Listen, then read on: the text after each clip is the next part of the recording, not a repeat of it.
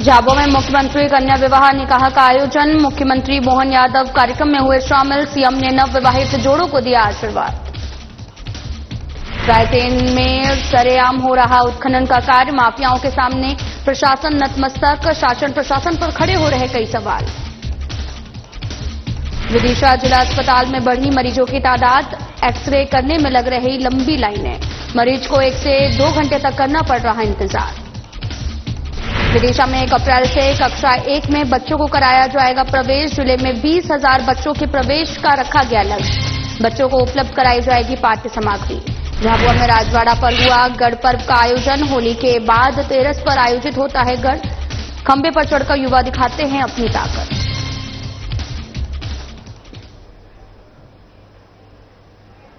नमस्कार, मैं हूं आपके साथ अंकिता पाल। बुलेटिन की शुरुआत करते हैं। झाबुआ जिले के गोपालपुरा हवाई पट्टी पर मुख्यमंत्री कन्या विवाह निकाह आयोजन में प्रदेश के मुख्यमंत्री मोहन यादव की उपस्थिति में 1932 जोड़ों का विवाह संपन्न हुआ है। इसमें 6 जोड़ों का निकाह भी कराया गया है और पूरे प्रदेश में झाबुआ जिले में सबसे बड़ी संख्या में विवाह पंजीकरण हुआ है।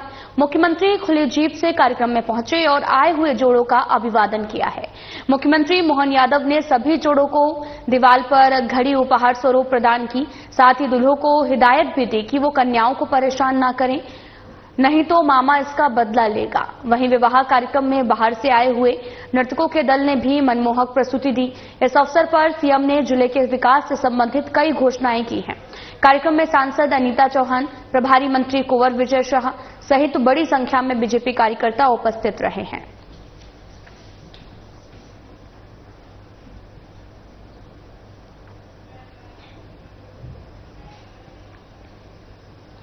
रायसेन में आज भी बड़ी मात्रा में नर्मदा से अवैध उत्खनन किया जा रहा है और आपको बताते चलें कि जिससे ऐसा भी लग रहा कि रेत माफियाओं के सामने प्रशासन नतमस्तक है, क्योंकि जिला प्रशासन और खनिज विभाग की ओर से कोई कठोर कदम नहीं उठाया जा रहा, जिससे माफियाओं का हौसला भी बुलंद होता जा रहा है। और प्रदेश के मुखिया मोहन यादव कई बार मंच से प्रदेश से माफियाओं के सफाया की भी बात करते हैं, लेकिन खनन माफिया रेत खदानों पर 10-10 फीट गहरे गड्ढे बनाकर लगातार अवैध उत्खनन कर रहे हैं। किसी पर कोई कार्रवाई तक नहीं हो रही है, जिससे शासन प्रशासन पर कई सवाल खड़े हो रहे हैं।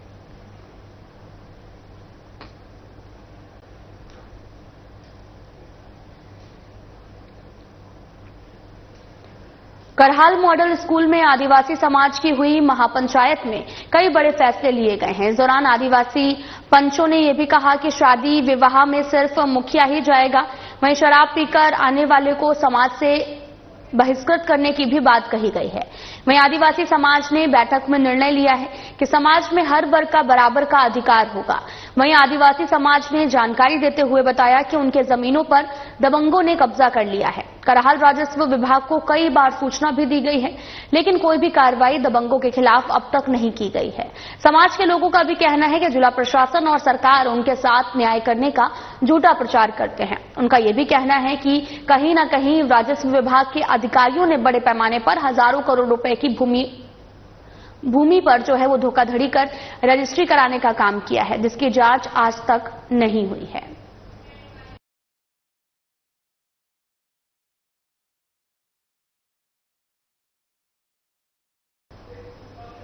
खबर विदिशा से है, जहां पर आपको बताते चलें कि जिला अस्पताल में मरीजों की तादाद ज्यादा होने की वजह से एक्सरे करने में लंबी लाइनें लगी हुई हैं। मरीज को 1 से 2 घंटे तक अपनी बारी का इंतजार भी करना पड़ रहा है। साथ ही जतरा पूरा क्षेत्र में भी आए अजय ने बताया कि वो अपनी पत्नी का एक्सरे कराने के लिए आए हुए थे, जहां उन्हें इंतजार करते हुए आधा घंटे से भी ज्यादा हो चुका है। कई लोग अपनी बारी का इंतजार भी कर रहे हैं।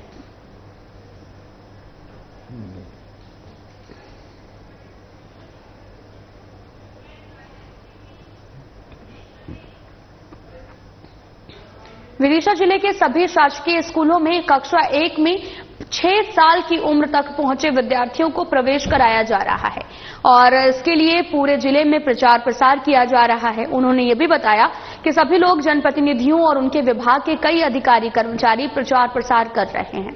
जिले के सभी स्कूलों में तकरीबन 20,000 से भी ज्यादा बच्चों के एडमिशन का लक्ष्य रखा गया है।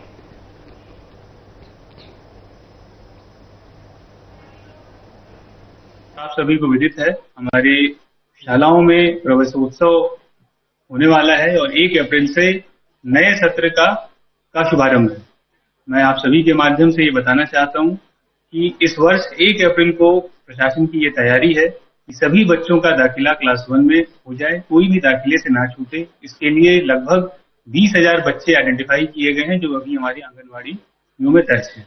और जो भी बच्चे सितंबर 2025 में 6 वर्ष पूरे कर रहे हैं वो क्लास 1 में एडमिशन ले सकते हैं। आप सभी के माध्यम से मैं सबको ये अवगत कराना चाहता हूँ और मैं धन्यवाद ज्ञापित करता हूँ जिले के सभी माननीय जनप्रतिनिधियों का, सामाजिक संस्थाओं का, मीडिया बंधुओं का और पालकों का, जिन्होंने आगे बढ़ चढ़ के इस अभियान में हिस्सा लिया है। और मैं पुनः अपील करता हूं कि 1 तारीख को जब ये प्रवेश उत्सव होगा स्कूलों में, जब ये बच्चे नन्हे मुन्ने बच्चे जब अपना पहला कदम शिक्षा में रखेंगे तो आप सभी आगे आएं और उस दिन ढोल नगाड़ों के साथ इन बच्चों को हम लोग उत्सव के माहौल में स्कूल में लेकर जाएंगे, उनकी आरती करेंगे और उनके पालकों का भी हम स्वागत करेंगे। इस अवसर पे जन भागीदारी के माध्यम से उनको बच्चों को एक किट दिया जा रहा है और उस किट में पुस्तकें निःशुल्क, कॉपियां, वाटर बॉटल, पेंसिल बॉक्स, इस तरह की सामग्री होगी जिससे कि उनके अंदर एक खुशी का माहौल हो कि आज कुछ अच्छा हम लोग शुरू कर रहे हैं। मुझे उम्मीद है कि हमारे जिले में इस वर्ष कोई भी बच्चा क्लास 1 में दर्ज होने से नहीं चूकेगा।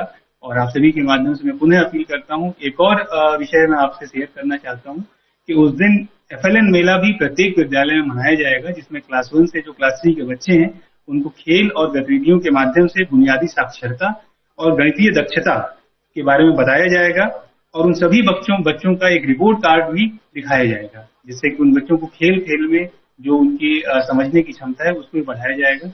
मैं आप सभी से आग्रह करता हूं कि इस उत्सव में आगे आएं और अपनी जो भी भागीदारी हो सकती है उसमें करें। शिक्षा के साथ साथ छात्र छात्राओं के सुरक्षा पर भी स्कूल प्रबंधन के द्वारा विशेष ध्यान दिया जाता है, लेकिन यहाँ तो मामला ही कुछ गंभीर दिखाई दे रहा है। लगभग 60 साल पुराने बालक हायर सेकेंडरी स्कूल के एक हिस्से को स्कूल प्राचार्य की मेहनत और लगन के चलते नवनिर्मित किया गया है। इस नए निर्माण में मंत्री, सांसद, विधायक सहित जनप्रतिनिधियों और शिक्षा विभाग का सहयोग रहा, लेकिन ऐसे दुर्भाग्य ही कहेंगे कि आज भी स्कूल के पीछे का हिस्सा जर्जर अवस्था में पड़ा हुआ है। इस हिस्से में जाने वाले छात्र छात्राओं को डर लगता है और वहीं कहीं स्कूल की दीवार या फिर छत धराशाही न हो जाए। स्कूल के अंदर और बाहर की दीवारों पर बड़ी बड़ी दरारें पड़ गई हैं। दीवारों का प्लास्टर पूरी तरीके से झड़ चुका है और साथ ही दीवारों की ईंट दिखाई दे रही है।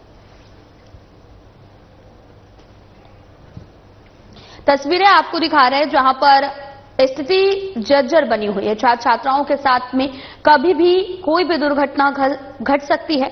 और आपको यह भी बताते चलें कि तमाम तरह के जो लोग हैं इस पर आरोप भी लगा चुके हैं इसके सही करवाने के लिए, लेकिन अभी तक इसकी मरम्मत नहीं की गई है।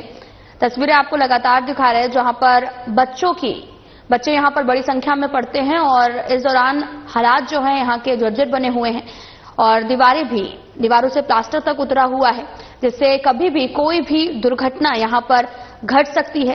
कई बार शिकायत भी की जा चुकी है, लेकिन अभी तक कोई भी इस पूरे मामले पर कार्रवाई नहीं की गई है और साथ ही छात्र छात्राओं के साथ में कभी भी कोई दुर्घटना घट सकती है।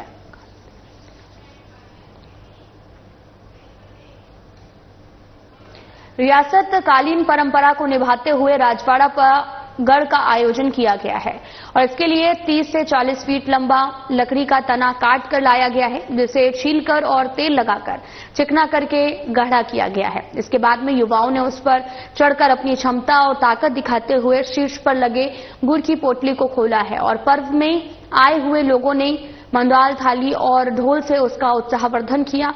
रियासत काल में ये परंपरा बहुत ही समृद्ध रूप से निभाई जाती थी और धीरे धीरे ये एक औपचारिकता में बदल गई है। आपको बताते चलें कि रियासत कालीन परंपरा को निभाते हुए राजवाड़ा का गढ़ का आयोजन भी किया गया है। इसके लिए 30 से 40 फीट लंबा लकड़ी का तना काट कर लाया गया है, जिसे छीलकर और तेल लगाकर चुकना करके गाढ़ा किया गया है। इसके बाद में युवाओं ने उस पर चढ़कर अपनी क्षमता और ताकत दिखाते हुए शीर्ष पर लगी गुड़ की पोटली को खोला है और पर्व में आए हुए लोगों ने मंडाल, थाली और ढोल से उनका उत्साहवर्धन किया है। रियासत काल से ये परंपरा बहुत ही समृद्ध रूप से निभाई जाती थी और धीरे धीरे ये औपचारिकता में बदल गई है।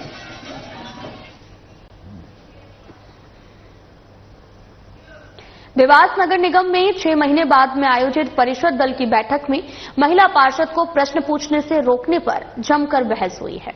बीजेपी महिला पार्षद ऋतु सबनेर ने निगम में सफाई कर्मचारियों से संबंधित सवाल उठाए हैं, जिस पर बीजेपी पार्षद धर्मेंद्र सिंह बेस ने भी उन्हें टोक दिया है, जिससे वे भड़क उठी और इस पर बीजेपी पार्षद और एमआईसी सदस्य अजय तोमर ने महिला पार्षद का समर्थन किया है, जिसके बाद धर्मेंद्र सिंह बेस और अजय तोमर के बीच में तीखी बहस हुई और कुछ समय के लिए सदन में हंगामा भी मच गया। हालांकि सभी पार्षद बीजेपी के थे और कांग्रेस के पार्षद इस विवाद से दूर रहे। बैठक में बजट पर चर्चा चल रही थी। जब ये विवाद हुआ, हंगामे के बाद सवाल पर सबको शांत कर दिया गया। महिला पार्षद ऋतु सबनेर ने भी इसे अपना अपमान बताया है और कुछ पार्षद उनका समर्थन करते हुए नजर आए। वहीं सभापति रवि जैन ने हंगामा होने से इनकार किया और कहा कि ये कोई अखाड़ा नहीं है। डिपार्टमेंट का क्वेश्चन हमारी बहन ऋतु भाभी ने किया था और मैंने उसका जवाब भी दिया। मेरे जवाब से संतुष्ट नहीं है तो मैंने अधिकारी उनसे बोला कि आप उनका जवाब दो जो भी है। वो अधिकारी जवाब देने लगे तो अधिकारी बात नहीं मान रहे थे। मैंने बोला बहन एक बात तो जवाब तो सुनो उनका अधिकारी का, आप संतुष्ट 10 बार आपका बात का समाधान करेंगे। इसी बीच में हमारे पास में बैठे जो तोमर जी भी बोल पड़े तो मैंने उनको रोका में कि अपना जो है कमिश्नर साहब स्वयं जवाब दे रहे हैं, तुमको जवाब नहीं दे रहे। तो उसमें वो गुस्सा हो गए थे। वो पास वाले जो हमने पास हमारे बीजेपी वो भी गुस्सा हो गया था। बस ये था, बाकी कोई विषय नहीं है। तो एमआई से जो हमारी बैठक होती है, जो प्रस्ताव पास होते हैं वो परिषद में जाते हैं और उसमें प्रश्न सबका पूछने का अधिकार है, पूछना भी चाहिए और जवाब देना हमारा अधिकार है, हम देते हैं। उनको शायद मेरा प्रश्न समझ में नहीं आया है। कौन पार्षद थे? धर्मेंद्र सिंह बेस जी थे। क्या स्थिति और स्थिति यही बनी थी कि कर्मचारियों के विषय में मेरा प्रश्न था कि वाकई एक्चुअल कितने कर्मचारी हमको पता होना चाहिए ना, और अगर उसमें से कुछ मिस है तो कहाँ गए, कहाँ चले गए, रिटायर हो गए, स्वर्गवासी हो गए या कम क्यों है, उनकी अनावश्यक तनख्वाह तो नहीं जा रही है। हमारा पूछने का दायित्व बनता है। आज हम अपने वार्ड में एक एक कर्मचारी के बढ़ाने के लिए तरस रहे तो हम क्यों नहीं पूछेंगे। आप मानते महिला का अपमान किया उन्होंने? जी हाँ, बिल्कुल किया, महिला का अपमान किया और ये हर बार होता है। उनको महिलाओं के बोलने से परेशानी है। आप कोई शिकायत करेंगे इसकी? जी हाँ, करूंगी। मैं जिलाध्यक्ष जी से शिकायत करूंगी इसकी। हम सब बहने क्या कठपुतलियां हैं? हम अपने अपने वार्ड से अपने दम पे चुनाव जीत के आई हैं और परिषद में किस लिए आती है? अपने वार्ड के विषय रखने आती है ना। तो हम नहीं रखेंगे तो कौन रखेगा? इसमें आपको बुरा नहीं लगना चाहिए। अगर कोई विषय है तो उस पर हम अपनी बात तो रखेंगे ना, जब तो चर्चा होगी। चर्चा को हंगामे में बदलने की क्या आवश्यकता है? देखिए, पार्षदों की नाराजगी, आप अगर नाराजगी बोल रहे हैं तो उसको मान सकती आवाज रहती है। जब यदि पार्षद को कोई त्रुटि आती है, कोई काम करने में दिक्कत आ रही है तो पार्षद भी अपने आप में एक प्रेशर झेलता है। उसको व्यक्त करने के लिए एक बहुत उम्दा प्लेटफॉर्म है जो ये जो परिषद है। इस परिषद में आकर उनने उनके विषय रखे, संबंधित अधिकारियों से जवाब मांगे, वो सब संतुष्ट हुए। वो नाराजगी के बाद के सब विषय देखने में मिला। आप भी अधिकारियों को नाराज हुए पार्षद के सवाल को लेकर? देखिए, पिछली बार भी ऐसा हुआ था कि जब परिषद की बैठक हुई थी तो मैंने समस्त अधिकारियों को ये निर्देशित भी किया था कि आप लोग जो है वो हमारे जब परिषद हॉल में एंटर करते हैं तो आपके पास में पूरी व्यवस्था और पूरे आपके डॉक्यूमेंट्स और साक्ष्य होना चाहिए ताकि आप जवाब दे पाएं। तो कुछ अधिकारी जो नहीं थे, जो पूरी रिपोर्ट लेके नहीं आए थे और माननीय पार्षद हमारे जो सदस्यगण है उनका जवाब नहीं दे पाए, तो वो नाराज होना जायज था, उनको हिदायत दी गई थी। सुजालपुर क्षेत्र में राजपूत मेवाड़ा समाज के लोगों ने समाजवादी पार्टी के सांसद रामजी लाल सुमन के विवादित बयान के खिलाफ विरोध प्रदर्शन किया है। समाज के लोग बड़ी संख्या में पुरानी पुलिस चौकी के पास में एकजुट हुए और सांसद के पुतले का दहन किया है। इस दौरान जमकर नारेबाजी भी की गई। समाज के लोगों ने सांसद की संसद सदस्यता समाप्त करने की मांग की है। प्रदर्शनकारियों का भी कहना था कि सांसद का बयान समाज के सम्मान के खिलाफ है और इसलिए उनकी सदस्यता रद्द की जानी चाहिए। ये प्रदर्शन समाज के गुस्से और असंतोष को दर्शाता है।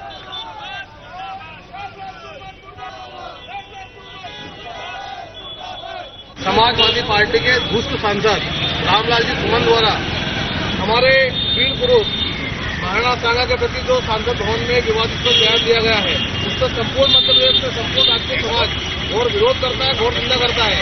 और आज हम ज्ञापन के माध्यम से महामहिम राष्ट्रपति महोदय आवेदन कर रहे हैं कि ऐसे दुष्ट सांसद की सांसद हम करना चाहिए, वो सांसद से निष्कासित करना चाहिए। ये देश में अराजकता का माहौल पैदा कर रहा है, जिससे समाज को बांटने और समाज को तोड़ने वाला काम कर रहा है। ऐसे सांसद को हम कतई सांसद में देखना पसंद नहीं करेंगे और हम संपूर्ण मध्य प्रदेश में, संपूर्ण देश में ऐसे लोगों का विरोध करेंगे। महिला एवं बाल विकास विभाग कोतमा में जिला कार्यक्रम अधिकारी विनोद परस्ते के नेतृत्व में पोषण भी पढ़ाई भी का प्रशिक्षण आयोजित किया गया है।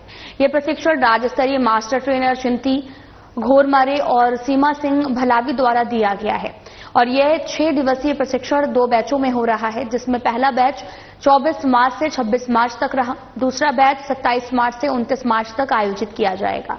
Course director master trainer Chinti Ghormare ने बताया कि पोषण भी पढ़ाई भी की शुरुआत केंद्रीय महिला एवं बाल विकास मंत्री स्मृति ईरानी द्वारा की गई है और इसका उद्देश्य मिशन सक्षम आंगनवाड़ी और पोषण को बढ़ावा देना है। नई राष्ट्रीय शिक्षा नीति 2020 के तहत में बच्चों को पोषण के साथ साथ शिक्षा भी दी जानी चाहिए, जिससे उनकी नींव और नव चेतना का विकास हो सके। इसे साकार करने के लिए आंगनवाड़ी कार्यकर्ताओं को प्रशिक्षण दिया जा रहा है ताकि जमीनी स्तर पर इसका प्रभावी कार्यान्वयन हो सके। के अंतर्गत पहले हमारे आंगनबाड़ी में पोषण के ऊपर ज्यादा ध्यान दिया जाता था, लेकिन अब नई शिक्षा नीति के अंतर्गत हमें बच्चों के सर्वांगीण विकास हेतु पोषण के साथ साथ पढ़ाई भी जरूरी है। इसमें ताकि फर्स्ट क्लास में जाए, प्रथम क्लास में जाए बच्चा, तो उसका सर्वांगीण विकास हो सके। इसके लिए पोषण भी और पढ़ाई भी का प्रशिक्षण आयोजन किया जा रहा है तथा इस प्रशिक्षण में पोषण से संबंधित तथा पढ़ाई से संबंधित सभी शाखाओं के बारे में बताया जा रहा है, समझा दिया जा रहा है, जैसे कि पोषण के विकारों के बारे में भी और उनके प्रबंधन के बारे में भी समझा दिया जा रहा है, ताकि हमारी कार्यकर्ताएं जाकर अपने फील्ड में, क्योंकि जमीनी स्तर की सारा काम करने वाली हमारी कार्यकर्ताएं अच्छे से अपने केंद्रों में काम कर सके और हमारे नवनिहाल बच्चों का अच्छे से विकास हो सके, ताकि हमारे देश का अच्छा भविष्य बन सके। सिलवानी साहू समाज ने अपनी आराध्य देवी मां कर्मा देवी की जयंती धूमधाम से मनाई। नगर स्थित साहू समाज धर्मशाला में सुबह हवन पूजन से कार्यक्रम की शुरुआत हुई। सर्वप्रथम मां कर्मा देवी के चित्र पर फूल माला चढ़ाकर दीप प्रज्वलित किया गया, पूजा अर्चना की गई। इसके बाद में भव्य चल समारोह का आयोजन किया गया, जिसमें महिलाएं और बालिकाएं और साथ ही पीले रंग के पोशाक पहनकर कलश सिर पर लेकर चल रही थी। यह समारोह साहू समाज धर्मशाला से शुरू होकर मुख्य मार्गों से होते हुए द रॉयल गार्डन पहुंचा है। कार्यक्रम के दौरान जो है वो हिंदू उत्सव समिति, नगर परिषद, अन्य समितियों ने समारोह का स्वागत फूल मालाओं से किया। इस भव्य आयोजन में बीजेपी मंडल अध्यक्ष श्याम साहू, पार्षद प्रतिनिधि मोहन साहू, नगर साहू समाज अध्यक्ष रघुवीर प्रसाद साहू, महिला मंडल जिला अध्यक्ष हेमलता साहू और अन्य कई सामाजिक और राजनीतिक नेता उपस्थित रहे हैं।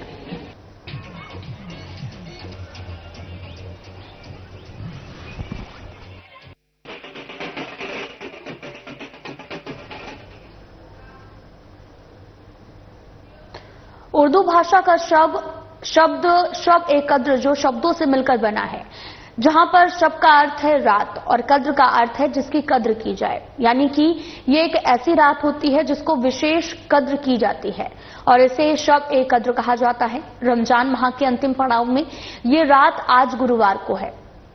आपको बता दें कि इस रात में मुस्लिम समाज के लोग पूरी रात जागकर विशेष नमाज, तिलवाते कुरान और अन्य इबादतों में समय बिताते हैं और अल्लाह से अपनी मगफिरत की भी दुआ करते हैं। इस रात में गुनाहों से निजात और मगफिरत की दुआएं मांगी जाती हैं। रमजान के आखिरी अशरे में आने वाली ये विशेष रात सब ए कद्र होती है, जिसके ठीक 3 से 4 दिन बाद चांद की तस्दीक से ईद का त्योहार मनाया जाता है। यदि 29वां चांद दिखता है तो ईद 31 मार्च को होगी। 30वां चांद दिखने पर 1 अप्रैल को रमजान ईद मनाई जाएगी।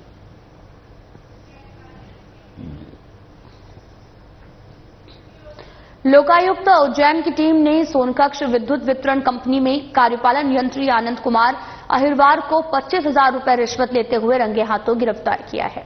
मामला टोल टैक्स मालिक पटेल ढाबा का है, जहां पर फरियादी पुष्पराज राजपूत, जो कि बिजली विभाग में आउटसोर्स कर्मचारी हैं, उन्होंने शिकायत दी कि उनको बोलेरो गाड़ी सोनकक्ष बिजली विभाग में किराए पर अटैच है और हर 11 महीने में इसका टेंडर होता है। जब उन्होंने अपनी गाड़ी के लिए अधिक रेट पर टेंडर डालने के लिए अहिरवार से संपर्क किया तो कार्यपालन यंत्री ने 70,000 रुपए रिश्वत की मांग की थी।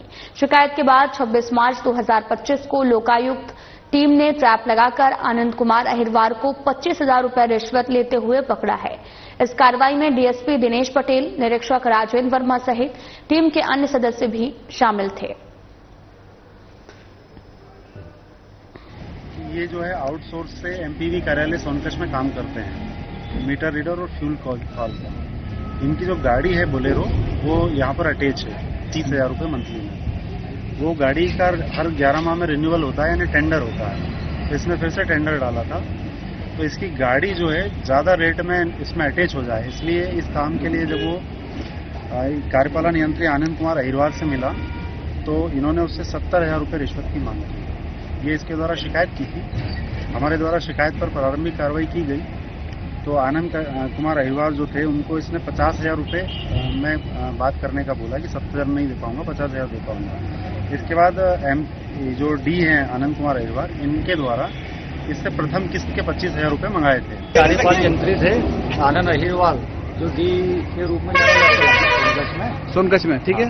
और इनके द्वारा मेरी गाड़ी पिछली बार मैंने इनको 70,000 दी रेट बढ़ाने के लिए। अच्छा, इस बार उनको मतलब व्यवहार भी जमाया कि चलो सर अपना व्यवहार जमेगा तो आप अगली बार पैसे नहीं लोगे। इस बार टेंडर भी पास हो गया, मेरी गाड़ी भी खुल गई। उसके बाद बोलता है कि बीच में जिसके भी टेंडर थे उन्हें निकालने का भी बोल दिया, बोलता उनके लेटर नहीं लूंगा, जो रेट में उसमें करूंगा पैसे नहीं देगा। अच्छा, इसलिए मेरे को मजबूर होके और लोकायुक्त में शिकायत करनी पड़ी। अच्छा, कितना प्लानिंग से इनको पकड़ा, क्योंकि पैसे रिश्वत लेने के बाद ये गाड़ी भी 130 की स्पीड भगा रहे थे, क्या कहानी थी? इनको शनिवार के दिन से हम लगे थे इनके पीछे, और जिसके बाद सोनकक्ष में इन्होंने चलती गाड़ी में पैसे लिए और बोला कि पीछे कौन है, तो मैंने बोला कि कोई नहीं, दोस्त है। तो ये समझ चुके थे, जब से इनने गाड़ी एकदम बिल्कुल फास्ट है भगाई। 2 बार इनको रास्ते में रोकने की कोशिश करी कि सर गाड़ी धीरे करो, इनने गाड़ी धीरे नहीं करी और भौरासा पुलिस के सहयोग से इनको यहाँ पर पकड़ा गया। हाल ही में इंदौर उच्च न्यायालय ने एक महत्वपूर्ण आदेश दिया है, जिसमें जैन समाज को हिंदू विवाह अधिनियम के प्रावधानों का लाभ मिलेगा। ये मामला एक जैन दंपति के विवाह विच्छेद याचिका से संबंधित था, जिसे पहले इस आधार पर निरस्त कर दिया गया था कि जैन समाज अल्पसंख्यक है और उसकी विवाह प्रक्रिया हिंदू विवाह से भिन्न है। महिला के अधिवक्ता पंकज खंडेवाल ने दलील दी कि जैन, बौद्ध और सिख समाज के विवाह संस्कार हिंदू विवाह के समान हैं और इन समाजों के लिए अलग नियम नहीं है। उच्च न्यायालय ने इस मुद्दे पर विचार करते हुए जैन समाज को हिंदू विवाह अधिनियम का लाभ देने की बात स्वीकार की है और कुटुंब न्यायालय के आदेश को असंवैधानिक मानते हुए उसे खारिज कर दिया है। ये फैसला जैन समाज के लिए एक ऐतिहासिक जीत साबित हुआ है।